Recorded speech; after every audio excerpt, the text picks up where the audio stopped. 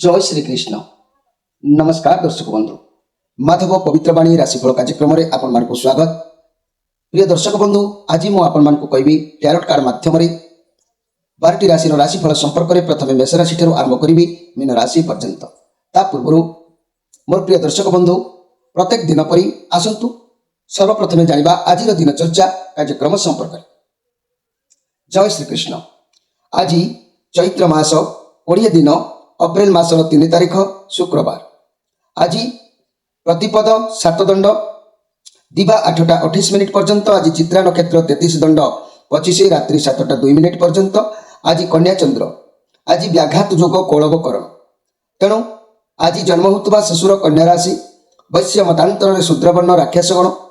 प्रातः 6टा 16 मिनिट पर तुला राशि। शूद्र मतांतर क्षत्रिय वर्ण राक्षस गण। रात्रि 7टा 2 मिनिट पर देवगण। आज मृत्यु व्यक्तिर दिवा 8टा 28 मिनिट पर एक पाद पुष्कर दोष फल पशुहानि। तेणु होमादि शांति अन्न वस्त्र स्वर्ण तंडुल कांस्य पात्र दान। आज द्वितीय श्राद्ध। आज निषिद्ध खाद्य कहले पानी कखारु भोजन निषेध। दिवा 8टा 28 मिनिट पर बोईत कखारु भोजन निषेध। विविध कथा कहले दिवा 8टा 28 मिनिट पर दग्धा द्वितीया। तेबे आज अशुभ बेला 12 बेला और काल बेला दिवा 8टा 42 मिनिट पर 12टा 24 मिनिट मध्य। कालरात्रि 8टा 48 मिनिट पर 10टा 14 मिनिट मध्य। आज शुभ बेला अमृत युग प्रातरु दिवा 7टा 13 मिनिट मध्य। दिवा 8टा 28 मिनिट पर 10टा 24 मिनिट मध्य। 3टा 12 मिनिट पर 4टा 1 मिनिट मध्य। महेंद्री योग कथा कहले रात्रि 10टा 52 मिनिट पर 11टा 40 मिनिट मध्य। प्रिय दर्शक बंधु, ये थिला आजिर दिनचर्चा कार्यक्रम संपर्क में संक्षेप वार्ता आपण मानकु। एबे आसंतु आमे कार्ड माध्यम 12टी कार्ड आमे संग्रह करबा। एई 12टी कार्ड रे 12टी राशि व्यक्तिमान को संक्षेप में आमे जानिबा। प्रथमे मेष राशि ठार आरंभ करबा मीन राशि पर्यंत। जय श्री कृष्ण। कौन आसुची अप्रैल मासर 3 तारिख शुक्रवार 12टी राशि व्यक्तिमान को भाग्य रे।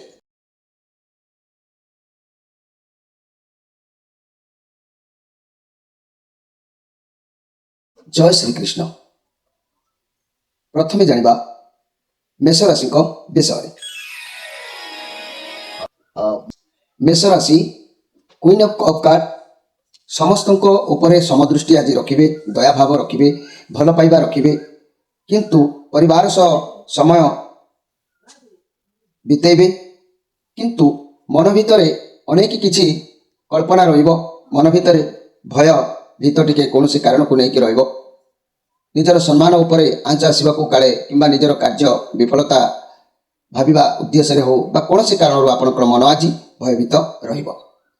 प्रिय मेष राशि, आपण मानक पई आज मु कहबी अशुभत्व को दूर करबा पई किछि टिप्स मन रखंतु। अरुआ उषुना एकत्र मिसाई केबे हेले खांतु नाही। तेल घिओ मिसाई रोसई केबे करंतु नाही।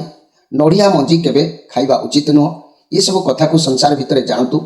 यह सब कले अनेक अशुभत्वर प्रभाव परिवार व निज उपर पड़ी था।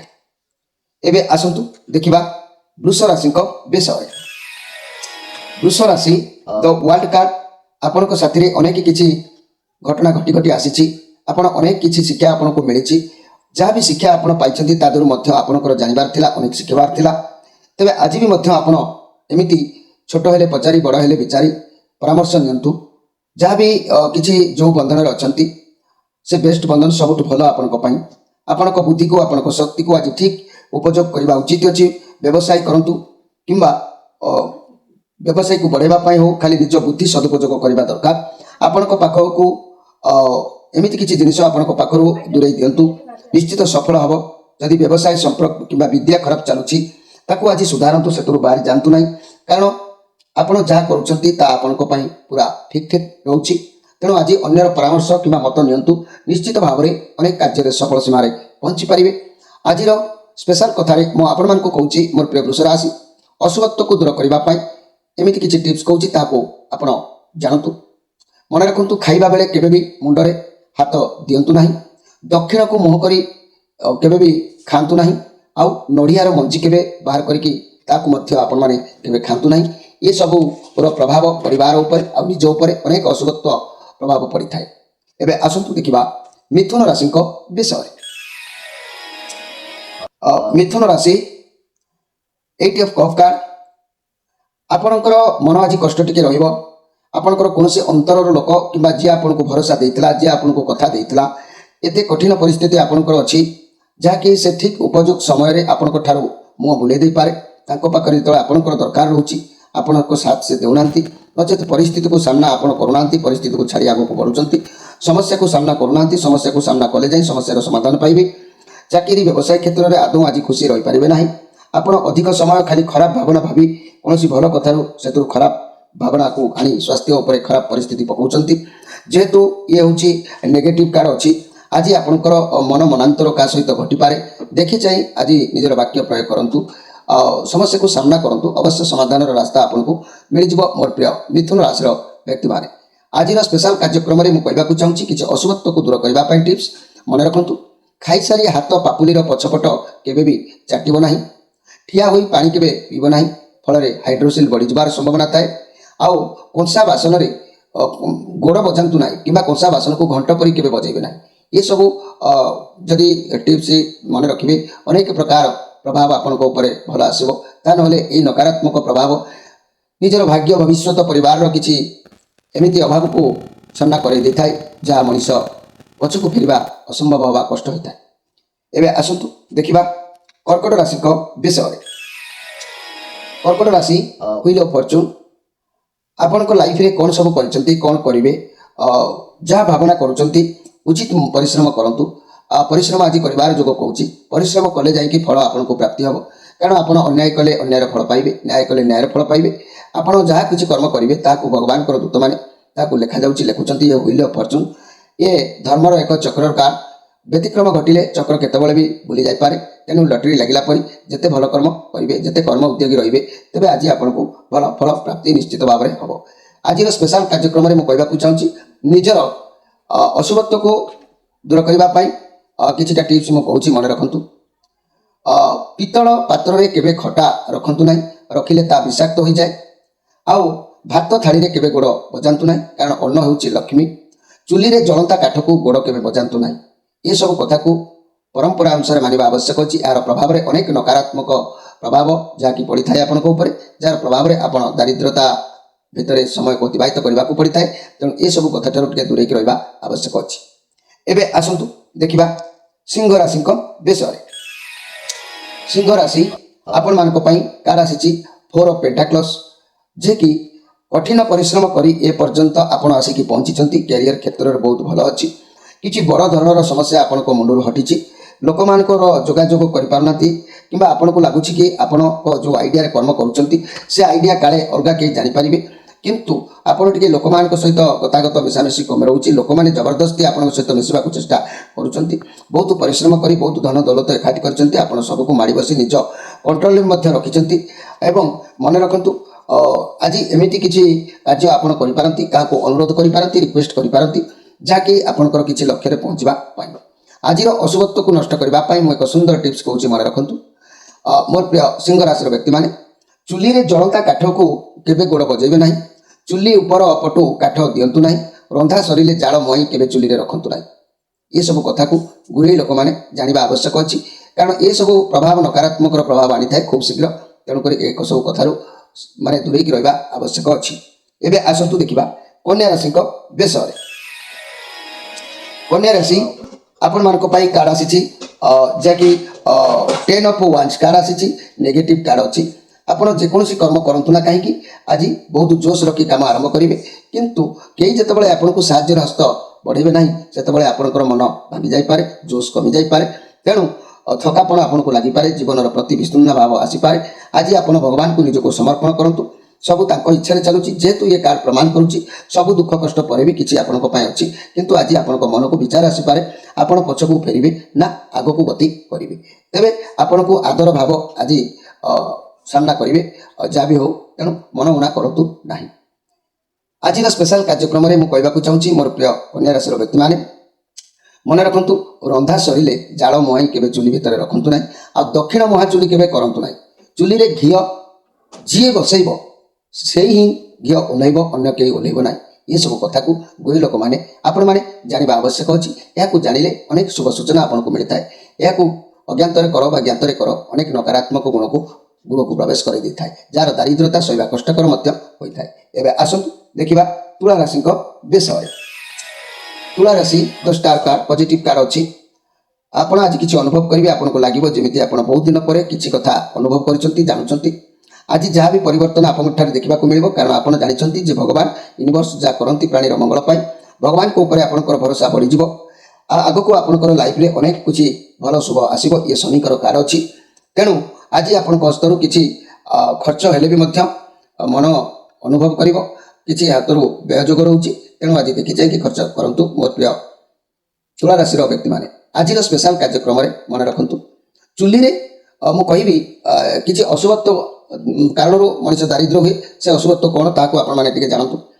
ଚୁଲିରେ ଯିଏ ଘିଅ ବସେଇବ ସେ ହିଁ ଓହ୍ଲେଇବ, ଅନ୍ୟ କେହି ଓହ୍ଲେଇବ ନାହିଁ। ଆଉ ଲଙ୍କା ମରିଚ କାହାଠୁ କେବେ ଧାର ନେବ ନାହିଁ। ଦକ୍ଷିଣ ମୁହଁ କରି ପନିକିରେ କିଛି କାଟିବ ନାହିଁ। ଏସବୁ କଥାକୁ ଆପଣମାନେ ଗୃହୀ ଲୋକମାନେ ଜାଣିବା ଦରକାର। ଏହାର ପ୍ରଭାବରେ ଅନେକ ନକାରାତ୍ମକ ପ୍ରବେଶ କରିଥାଏ, ଯାହାର କାରଣରେ ମଣିଷ ଦାରିଦ୍ର୍ୟଠାରୁ ସୀମାରେଖାର ଆହୁରି ତଳକୁ ଚାଲି ଯାଇଥାଏ। ଏବେ ଆସନ୍ତୁ ଦେଖିବା ବିଛା ରାଶିଙ୍କ ବିଷୟରେ। ବିଛା ରାଶି 6 ଅଫ୍ ୱାଣ୍ଡସ୍। ଆପଣଙ୍କୁ ଆଜି ଭଲ ସପୋର୍ଟ ମିଳିବ, ଲୋକମାନେ ଆପଣଙ୍କୁ ଉତ୍ସାହିତ କରିବେ, ଆପଣଙ୍କର ଆତ୍ମବିଶ୍ୱାସ ଆଜି ବଢ଼ିବ, ଆପଣଙ୍କର ବହୁତ ଗର୍ବ ଅନୁଭବ କରିବେ, ଆପଣଙ୍କୁ ଚାକିରି କ୍ଷେତ୍ରରେ ପ୍ରମୋସନ ଚାନ୍ସ ରହିବ, ପଜିଟିଭ ଅନୁଭବ କରିବେ, ସମସ୍ତେ ଆପଣଙ୍କୁ ସପୋର୍ଟ କରିବେ, ଗାଇଡ୍ କରିବେ। କୌଣସି କାମକୁ ହାତକୁ ନେଉଥିଲେ ଯଦି ସେଥିରେ ଆପଣଙ୍କୁ ଦ୍ୱିଗୁଣିତ ଲାଭ ମିଳିବ। ଆଜି କିଛି ଅର୍ଥ ଆପଣଙ୍କ ହାତକୁ ଆସିବାର ଅଛି, ଧନ ପ୍ରାପ୍ତିର ଯୋଗ ରହିବ। ଦିନ ଆପଣଙ୍କର ନିଶ୍ଚିତ ଭାବରେ ଭଲ ଅଛି। ଆଜିର ସ୍ପେଶାଲ କାର୍ଯ୍ୟକ୍ରମରେ ମୁଁ କହିବାକୁ ଚାହୁଁଛି ମୋର ପ୍ରିୟ ବିଛା ରାଶିର ବ୍ୟକ୍ତିମାନେ, କିଛିଟା ଅଶୁଭତ୍ୱ କାରଣରୁ ମଣିଷ ଦାରିଦ୍ର ହୁଏ। ସେ ଅଶୁଭତ୍ୱ କ'ଣ ତାହାକୁ ଆପଣ ଜାଣନ୍ତୁ। ମନେ ରଖନ୍ତୁ, ଦକ୍ଷିଣକୁ ମୁହଁ କରି ପନିକିରେ ବସି କିଛି ମା ମାନେ କାଟନ୍ତୁ ନାହିଁ। ବାଟି ସାରି ଶିଳ ଆଉ ଶିଳପୁଆକୁ ଅଧୁଆ କେବେ ରଖନ୍ତୁ ନାହିଁ। କଂସା ପାତ୍ରରେ ତେଲ କେବେ ରଖିବେ ନାହିଁ। ତଳେ ପଡ଼ିଥିବା ତେଲକୁ କେବେ ଉଠାଇବେ ନାହିଁ। ଏସବୁ କଥାକୁ ଆପଣମାନେ ଗୁରୁ ଦାୟିତ୍ୱ ଭାବି ଜାଣି ରଖନ୍ତୁ। ଏହାର କାରଣରୁ ମଧ୍ୟ ନକାରାତ୍ମକ ପ୍ରଭାବ ଆପଣଙ୍କ ଉପରକୁ ଆସିଥାଏ, ଯେଉଁ ପ୍ରଭାବରେ ମଣିଷ ଦାରିଦ୍ର୍ୟର ସୀମାରେଖା ତଳକୁ ଚାଲି ଯାଇଥାଏ। ଏବେ ଆସନ୍ତୁ ଦେଖିବା ଧନୁ ରାଶିଙ୍କ ବିଷୟରେ। ଧନୁ ରାଶି ଦ ଟାୱାର, ଇଏ ନେଗେଟିଭ କାର୍ଡ, କେତୁଙ୍କର କାର୍ଡ ଅଛି। ୟୁନିଭର୍ସ ଆପଣଙ୍କ ଉପରେ ଦୟାର ଦୃଷ୍ଟି ଯେହେତୁ ଆଜି ରଖୁନାହାନ୍ତି, ଆଜି କୌଣସି ଭୁଲ ସ୍ଥାନରେ ପହଞ୍ଚି ପାରନ୍ତି, ଗଲତ କାମ କିଛି କରିପାରନ୍ତି, ଅନ୍ଧ କରି କାହାକୁ ବିଶ୍ୱାସ କରୁଛନ୍ତି ଯଦି, ଯାହାଫଳରେ ଭଗବାନ ତାକୁ ସଫଳ କରିବାକୁ ହୁଏତ ନ ଦେଇପାରନ୍ତି। ତେଣୁ ଆଜି ନିଜର ବୁଦ୍ଧି ଆଉ ବଳକୁ ଖର୍ଚ୍ଚ କରନ୍ତୁ, ଆଉ ଦେଖିବେ ଆପଣଙ୍କୁ ଉଚିତ ସୁଖ ସମ୍ମାନ ପ୍ରାପ୍ତି ହେବ। ବୁଦ୍ଧିରେ କେବେ ହଡ଼ବଡ଼ ହୁଅନ୍ତୁ ନାହିଁ, ପଛକୁ ହଟନ୍ତୁ ନାହିଁ। ଆପଣଙ୍କୁ ଆଜି ଚାରିଦିଗ ତା ନହେଲେ ଅନ୍ଧକାର ହେଲା ପରି ଲାଗିପାରେ। କ'ଣ କରିବେ କ'ଣ ନାହିଁ କିଛି ବି ବୁଦ୍ଧି ଆପଣଙ୍କର ହଜି ଯାଇପାରେ। ତେଣୁ ଆଜି ଯଦି ଧୀର ସ୍ଥିର ଭାବରେ ବା ନିଜର ବୁଦ୍ଧି ଖର୍ଚ୍ଚ କରି ଆଉ ଠିକ୍ ଉଚିତ ଚିନ୍ତାଧାରାରେ ଗତି କରିବେ, ଦେଖିବେ ଆପଣଙ୍କୁ ସୁଖ ସମ୍ମାନ ନିଶ୍ଚିତ ମିଳିବ, ଲକ୍ଷ୍ୟରେ ସଫଳତା ପାଇପାରିବେ। ହଡ଼ବଡ଼ରେ କୌଣସି ତରବରିଆ ହେଇକି କିଛି ଆଜି କାର୍ଯ୍ୟ କରନ୍ତୁ ନାହିଁ। ଆଜିର ସ୍ପେଶାଲ କାର୍ଯ୍ୟକ୍ରମରେ ମୁଁ କହିବି କିଛିଟା ଯାହାକି ନକାରାତ୍ମକ ପ୍ରଭାବ କିପରି ପ୍ରବେଶ କରିଥାଏ ସେ ବିଷୟରେ ମୁଁ କହୁଛି, ଧ୍ୟାନ ଦିଅନ୍ତୁ। ମନେ ରଖନ୍ତୁ, ଦରପୋଡ଼ା ଲୁଗା କେବେ ପିନ୍ଧନ୍ତୁ ନାହିଁ। ଆଉ ଶୁଭ କାମରେ କଳା ଲୁଗା କେବେ ବ୍ୟବହାର କରନ୍ତୁ ନାହିଁ। ଆଗ୍ନେୟ କୋଣରେ କେବେ ଘର ତିଆରି କରନ୍ତୁ ନାହିଁ। ଏସବୁ କଥାକୁ ଆପଣମାନେ ଜାଣି ରଖନ୍ତୁ। ଏହାର ପ୍ରଭାବରେ ଅନେକ ନକାରାତ୍ମକ ପ୍ରଭାବ ପ୍ରଭାବିତ ହୋଇ ସୀମାରେଖାର ଦାରିଦ୍ର୍ୟ ସୀମାରେଖାର ତଳେ ଆପଣଙ୍କୁ ପହଞ୍ଚି ଦେଇଥାଏ, ଯାହା ଆପଣ ଅନେକ ଅସୁବିଧାକୁ ସାମ୍ନା କରିବାକୁ ପଡ଼ିଥାଏ। ଏବେ ଆସନ୍ତୁ ଦେଖିବା ମକର ରାଶିଙ୍କ ବିଷୟରେ। ମକର ରାଶି ଆପଣଙ୍କ ପାଇଁ କାର୍ଡ ଆସିଛି, ଯାହାକି 6 ଅଫ୍ କପ୍ କାର୍ଡ ଆସିଛି, ପଜିଟିଭ କାର୍ଡ ଅଛି। ବହୁତ ଖୁସି ରହିବେ। ଆପଣଙ୍କ କେହି ପୁରୁଣା ସାଙ୍ଗଙ୍କ ସହିତ ମିଳନ ହେଇପାରେ, ପରିବାରଙ୍କ ସହିତ ଖୁସି ରହିବେ। ବହୁତ ଦିନ ହେଲାଣି କିଛି ଗୋଟେ ଲକ୍ଷ୍ୟରେ ଥିଲେ ତାର ସଫଳତା ଆଜି ମିଳିବ। କୌଣସି ସମସ୍ୟାର ଏକ ସମାଧାନ ଆପଣଙ୍କୁ ମିଳିବ। ସତ୍ସଙ୍ଗ, ଈଶ୍ୱର ବିଶ୍ୱାସୀ, ଧର୍ମ ଆଲୋଚନା ଏସବୁ ଦିଗରେ ଆପଣଙ୍କର ଆଜି ଭଲ ରହିବ।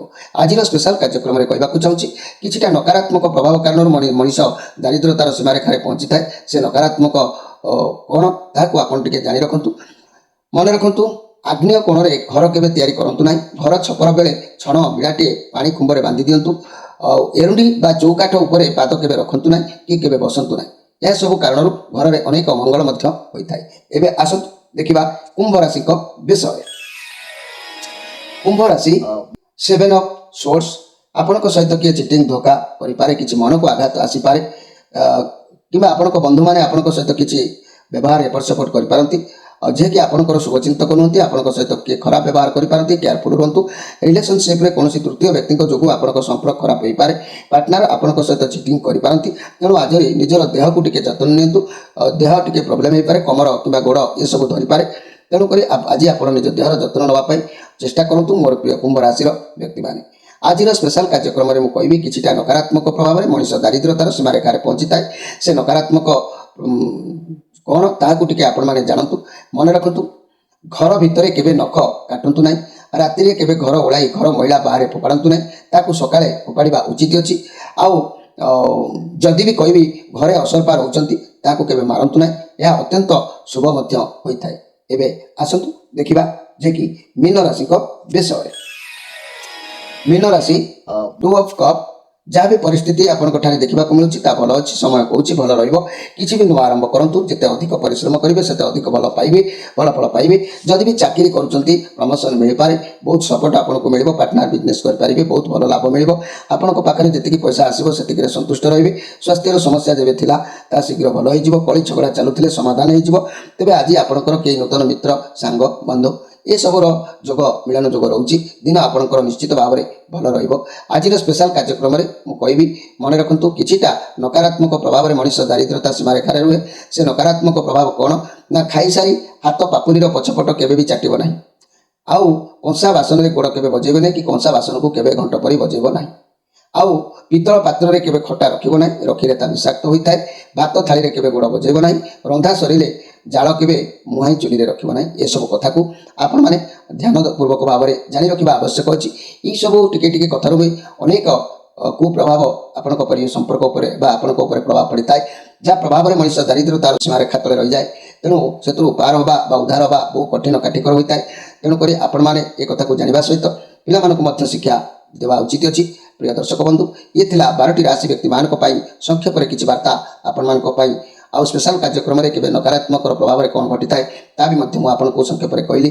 ଏବେ ଆପଣମାନଙ୍କଠାରୁ ବିଦାୟ ନେଇ ରହିବା ପୂର୍ବରୁ ଗୋଟିଏ କହିବି, ଆଜିଠାରୁ ଆମେ ମାସିକ ରାଶିଫଳ କାର୍ଯ୍ୟକ୍ରମ ଆପଣମାନଙ୍କ ପାଖକୁ ଛାଡ଼ିଲୁ।